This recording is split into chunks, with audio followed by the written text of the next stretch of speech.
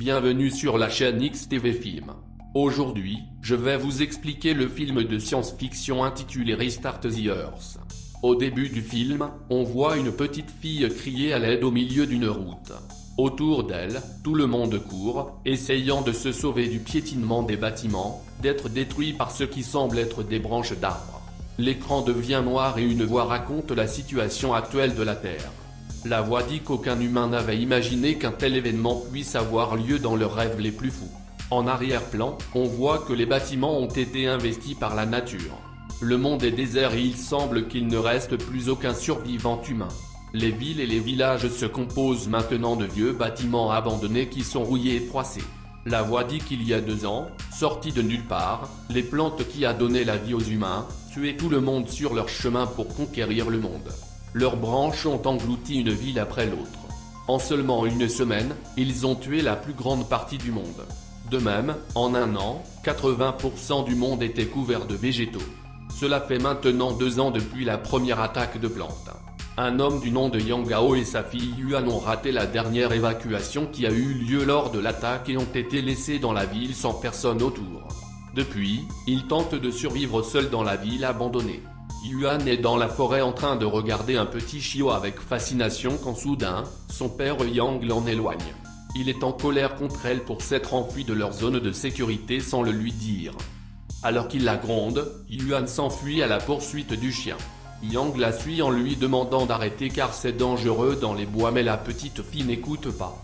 Soudain, sa montre se met à sonner indiquant que le soleil est sur le point de se coucher. Cela rend Yang encore plus nerveux car les plantes sortent pendant la nuit. Finalement, il atteint les profondeurs des bois où il voit sa fille devant une structure massive en forme d'arbre. Les branches de l'arbre sont enroulées autour de cadavres d'humains suspendus dans les airs. Les branches bougent et semblent manger les cadavres. Une branche s'ouvre largement sur eux, les faisant s'enfuir. Il les poursuit dans la forêt. Bientôt, d'autres branches rampent sur le sol, derrière elles également. Yang et Yuan sortent du bois juste à temps et arrivent dans la partie du pays où le soleil brille encore. Les branches brûlent un peu au soleil et retournent dans les bois. Yang ramène enfin Yuan à la maison et verrouille les portes. Plus tard, il endort Yuan et met un tracker dans sa montre pour qu'il sache où elle se trouve à tout moment. Ensuite, il essaie de contacter d'autres survivants humains via des signaux radio mais en vain. Il s'endort bientôt et rêve de l'heure à laquelle la première attaque a eu lieu. L'épouse de Yang, Yan, était une scientifique spécialisée dans les sciences de l'environnement et la biologie végétale. Elle et son équipe essayaient de créer un type de médicament qui pourrait aider les plantes à pousser à un rythme rapide. Tout cela pour inverser les effets de la déforestation sur la planète. Cependant, le médicament qui était censé améliorer l'avenir de l'humanité a complètement détruit les humains à cause d'une erreur de calcul. Le médicament a accéléré la reproduction des cellules végétales mais il a aussi accidentellement libéré le système de stress des plantes et réveillé leurs émotions. Par conséquent, les plantes pouvaient maintenant ressentir de la colère et de la douleur et devenaient extrêmement dangereuses. C'était comme n'importe quel autre jour normal lorsque les plantes ont attaqué pour la première fois. Yang, Yuan et Yan étaient dans leur voiture coincés dans la circulation lorsque Yan a reçu un appel de son collègue qui lui a désespérément parlé du dysfonctionnement de la drogue. Avant qu'il ne puisse comprendre l'information, le sol a commencé à trembler et des bruits forts ont été entendus. Yang est sorti de la voiture vers des gens qui couraient sur la route. À ce moment-là, il voit une branche massive émerger du sol au loin. De retour dans le présent, Yang se réveille avec un bruit et est horrifié de voir le lit de Yuan être envahi par des branches. Ils les ont suivis jusqu'à leur maison depuis le sol. Les branches entraînent Yuan avec son lit dans le sol. Yang essaie d'atteindre sa fille mais elle disparaît en quelques secondes. Maintenant, le père en détresse regarde sa montre qui lui montre l'emplacement de Yuan. Il suit précipitamment les signaux et atteint un vieux bâtiment. Utilisant sa lampe torche UV pour se protéger, il entre dans le bâtiment. Un peu plus tard, il trouve la montre de Yuan qui avait le tracker. Puis, il entend crier à l'aide quelque part à l'intérieur. Yang se précipite vers le bruit et voit sa fille dans un coin sombre essayant de se sauver de la plante en utilisant sa propre lampe torche UV. Les branches ne s'approchent pas d'elle, craignant la lumière. Mais avant que Yang ne puisse l'atteindre, la batterie de la lumière s'éteint et Yuan reste dans le noir, ce qui permet aux branches de l'engloutir facilement. Yang jette sa torche sur sa fille au dernier moment pour la sauver. Cependant, les branches n'abandonnent toujours pas et commencent à attraper la petite fille. Yang trouve alors un extincteur sur le sol qu'il utilise pour briser les murs du bâtiment. La lumière du soleil de l'extérieur fait reculer les branches. Yang tombe au sol et a une vision du moment où il a vu sa femme pour la dernière fois.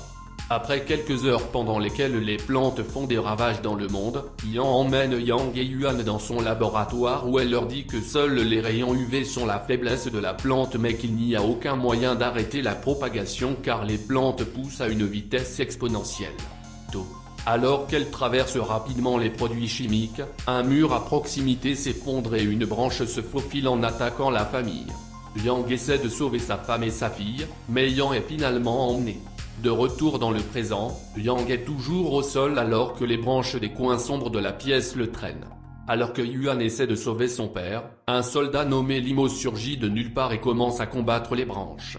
Bientôt, elle est rejointe par un groupe de soldats qui se battent courageusement contre les plantes pour sauver Yang et Yuan. Enfin, Yang aide un soldat confus à lancer un appareil qui génère de puissants rayons UV et se débarrasse de toutes les plantes de la pièce. Après le combat, le chef appelle leur commandant et lui parle de Yang et Yuan, les qualifiant de deux survivants échoués. Pendant que Yang parle au groupe, il lui montre un appareil appelé N2 Agencia qu'ils appellent le seul espoir pour la survie de l'humanité. Il révèle en outre qu'il travaille pour une organisation formée par les peuples de toutes les nations survivantes du monde appelée les Forces Unies. Il s'avère que l'Académie centrale des sciences a prédit que les plantes deviendront de plus en plus puissantes avec le temps et que dans seulement 2 jours, une deuxième vague de plantes destructrices attaquera différentes parties du monde. Si les plantes ne sont pas arrêtées, elles causeront plus de mal qu'elles n'en ont déjà.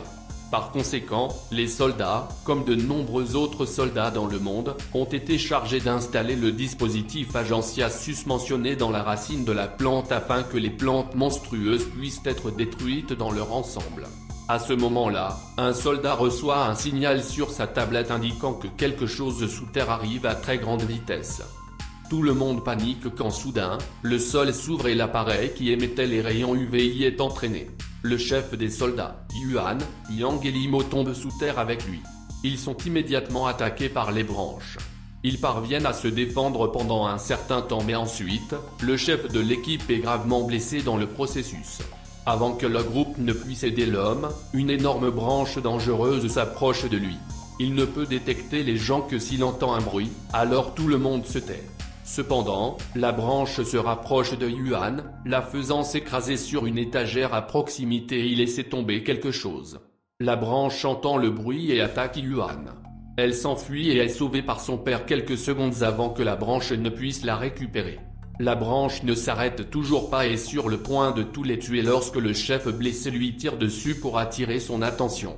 Cela fait que la branche s'enroule autour du leader et l'attrape dans son emprise. Il dit aux autres de s'enfuir avant de sortir une grenade, prévoyant de se sacrifier pour eux. Enfin, la grenade explose tuant le chef et la branche. La force de l'explosion envoie les 3 autres voler, mais ils atteignent l'extérieur en toute sécurité et se réunissent avec les autres. Avant qu'ils ne poursuivent la mission, un des soldats demande à Yang de les rejoindre car c'est un technicien qui peut leur être utile. Cependant, Yang rejette l'offre. Il commence à s'éloigner avec Yuan mais elle l'arrête à mi-chemin. La petite fille dit qu'elle veut sauver le monde avec Yang et les soldats. Elle persuade Yang d'aider à la mission et les deux rejoignent à nouveau les soldats. Maintenant, le groupe se dirige vers la station de lancement, l'endroit où le dispositif pour tuer les plantes peut être activé. Sur leur chemin, un soldat reçoit un signal radio sur sa tablette qui l'alerte de la deuxième vague de plantes à venir. À ce moment-là, le sol commence à trembler et un bâtiment voisin commence à piétiner. Le groupe s'enfuit du bâtiment pour sauver sa vie. Yang est confus car la deuxième vague devait arriver 2 jours plus tard. Mais un soldat explique que certaines vagues commenceront plus tôt que d'autres et que cela se produira partout dans le monde. Il monte ensuite dans un bus tandis que les branches commencent à sortir du sol. Cependant, le dernier soldat qui a l'appareil est attrapé par les branches. Il jette l'appareil à ses amis et meurt dans le processus. Les autres montent dans le bus et s'éloignent mais sont poursuivis. Ils tombent bientôt d'une falaise et s'écrasent sur un bâtiment. Ils parviennent en quelque sorte à descendre du bus et l'endroit devient silencieux, indiquant que les branches sont parties. Un soldat nommé Lee leur dit que c'est parce que la vague d'attaque était plus petite que ce qui allait suivre. Le groupe essaie de contacter le commandant mais ils perdent le signal et sont bloqués. Mais heureusement, Yang remarque une tour de signalisation dans le bâtiment juste en face d'eux. Il prévoit d'aller dans l'autre bâtiment pour essayer d'obtenir le signal. Le seul problème est qu'ils doivent traverser un pont rouillé pour atteindre l'autre bâtiment qui peut se briser à tout moment. Rassemblant beaucoup de courage, ils avancent et atteignent le milieu du pont mais avant qu'ils ne puissent atteindre l'autre extrémité, un bâtiment à proximité commence à tomber au sol. Les soldats se préparent au pire des cas, mais heureusement, le bâtiment les manque de peu. Cependant, l'agitation fait tomber Yuan du pont.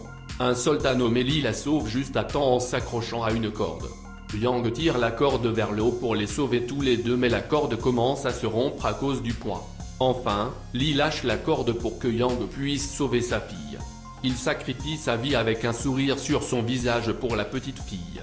Ensuite, les soldats avec Yang et Yuan se rendent dans l'autre bâtiment et accèdent aux signaux radio. Ils contactent le commandant, qui leur fait une annonce commune ainsi qu'aux autres équipes du monde entier qui combattent les plantes. Il dit que la deuxième vague d'attaque arrive dans 4 heures selon de nouvelles données, il n'y a donc aucun moyen qu'ils puissent terminer leur mission à temps. De plus, les racines des plantes sont protégées par plusieurs branches autour de celles-ci afin qu'elles ne puissent pas y planter l'appareil. Il ordonne aux soldats d'abandonner et de rentrer chez eux. Avant que la connexion ne soit perdue, Yang s'empare du haut-parleur et parle au commandant. Il demande au commandant de ne pas gaspiller leur sacrifice et de continuer la mission. Son discours attire l'attention des gens du monde entier qui l'écoutaient. Enfin, le commandant leur donne le feu vert pour continuer la mission. Le groupe atteint ensuite la tour de lancement et active le système pour planter l'appareil à la racine de la plante. L'appareil est lancé mais il se bloque à mi-chemin à cause des branches protégeant la racine. De même, les autres pays qui sont sur la même mission échouent également. Désormais, le groupe n'a plus aucun espoir. Soudain, un bruit se fait entendre dans la tour qu'ils reconnaissent comme le bruit du volcan voisin. Il est révélé que la tour de lancement utilise l'énergie géothermique de la lave sous le sol pour se maintenir. En entendant cela, Yang a une idée. Il propose qu'ils détruisent le système de maintenance souterrain qui contrôle toute la lave. Cela fera tomber la lave sur les branches protégeant les racines et le dispositif Agencia pourra se réactiver. Maintenant, un soldat nommé Gai, Yang et Limo se dirigent vers le système de maintenance souterrain avec un explosif. Mais ils sont bientôt attaqués par de nombreuses branches. Yang est gravement blessé dans l'agitation et Gai perd la vie. Yang et Limo survivent d'une manière ou d'une autre et Limo le traîne en avant. Ils atteignent une porte où Yang trompe Limo et l'enferme à l'extérieur pour sa sécurité. Il lui demande de prendre soin de sa fille après sa mort, ce qui montre clairement qu'il veut se sacrifier pour l'humanité. Il va ensuite plus loin et atteint la salle de maintenance. À l'aide de la caméra de vidéosurveillance dans la pièce, il dit son dernier au revoir à Yuan. Enfin, l'explosif explose, tuant Yang et détruisant la salle de maintenance. La lave tombe alors sur les branches qui protégeaient les racines et les brûle. Pour cette raison, le périphérique Agencia redémarre et se dirige vers la racine et détruit l'ensemble du système sur lequel les plantes fonctionnent. En conséquence, les branches massives s'effondrent et la Terre retrouve sa forme originale. Le film se termine alors que Yuan, Limo et le groupe surplombent la ville. Yuan raconte que les humains croient qu'ils sont les meilleures créatures du monde mais qu'ils ne sont rien comparés à la nature. Par conséquent, les humains ne devraient jamais jouer avec la nature car elle a le pouvoir de créer et de détruire.